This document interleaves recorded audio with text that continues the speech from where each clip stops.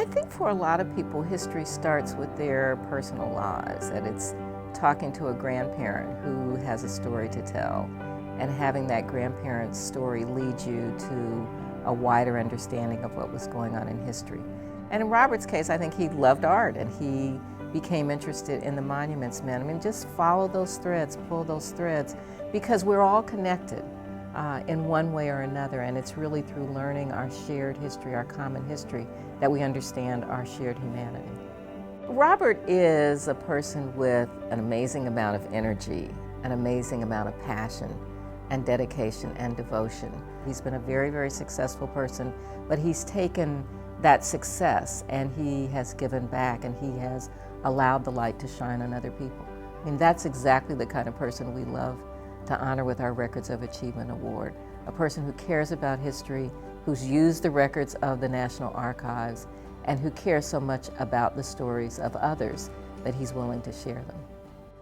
About 11 years ago, I was walking across this bridge, the Ponte Vecchio here in Florence, and looking over my shoulder at the Ponte Santa Trinita, and it occurred to me how all these great works of art, all these fantastic monuments throughout Europe had survived the most destructive conflict man's ever known, World War II.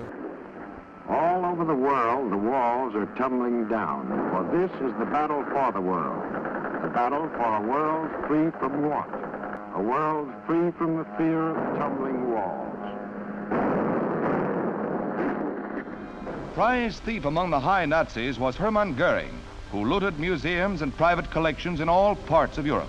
Much was hidden in caves, and advancing troops captured fully laden freight cars, ready to move much of the collection to safer places. One of the terrible aspects of war that doesn't always get a lot of attention is the intentional destruction of society's culture as a way of penalizing the enemy. Artwork and cultural artifacts oftentimes sort of measure human progress. They're markers for us sort of in the longer arc of history. When we lose these things, when they're damaged, when they're destroyed, it doesn't matter what country they're in. They belong to everybody. They're part of our shared cultural heritage. And when that art is stolen or when that art is destroyed, it really destroys the soul of a people.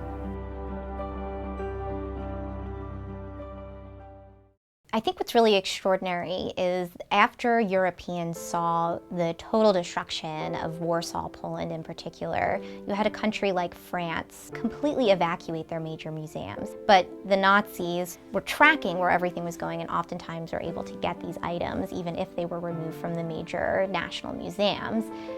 We, instead of stealing things, were involved in returning things to the rightful owner.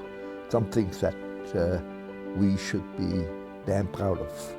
So many of the famous paintings and sculptures that really we take for granted now are still available to us because of the work of the monuments men. And Robert Edsel has really made their story come alive. Robert Edsel saw to it that a documentary was made, and the books. Then of course over here he talked George Clooney into making the movie. His work, both through the foundation and through the book, which became a motion picture, is helping people reassess the ownership of these pieces of artwork. I think anytime you put a story in film, I think you reach a broader audience. What pleases me about this film is that it's accurate. Robert has not only done research here and used that research to write books and do films, Robert has also donated actual documents and photo albums to the National Archives. Not only have I relied on the archives, we've also found a number of historically important documents that were not at the archives, that individuals had, in some cases American veterans, that brought these things home as souvenirs, having no idea about their importance. And it was important to me to see that they have a proper home. I think when Robert began to understand the importance of the art and the importance of the individuals who had saved the art, in some ways this became a selfless mission of his. He's devoted himself to helping to find these missing pieces of art and artifacts and to bring them back to their rightful owners. It was about Robert shining a light on these men and women who had worked so hard to make sure that this art was preserved, that this art was rescued. He wanted to make sure that their story didn't get lost. We learned so much from the people who use the collection that many of the discoveries that are made by researchers.